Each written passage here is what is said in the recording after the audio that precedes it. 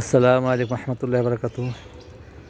এটা আমাদের একটা কমলার মতো একটা জাত, যদিও চাইনিজ কমলা বলা যাবে না, কারণ এটার খুবই টক কালামাঞ্চা যেটা বলা হয়। এইটার কলম দিয়ে আমাদের মালটার কলম করা হয়, এটার রুট স্টক দিয়ে, কিন্তু এটার বিচিগুলো দিয়ে রুট স্টক তৈরি করা হয় আর কি। কিন্তু যদি এই এই জাতটা আপনারা একটা কমলা মতো যে কোয়াগুলো খুশে যদি চায়ের মধ্যে দিতে পারেন, রং চায়ের ভিতরে চমৎকার সেন্ট আসে, ঘ্রাণ আসে, চাটা খাইতে খুবই সুস্বাদু লাগে। এবং দেখেন প্রত্যেকটা সুন্দর চাইনিজ কমলার মতো হয়ে গাছের মধ্যে লাল টকটকা হয়ে রয়েছে।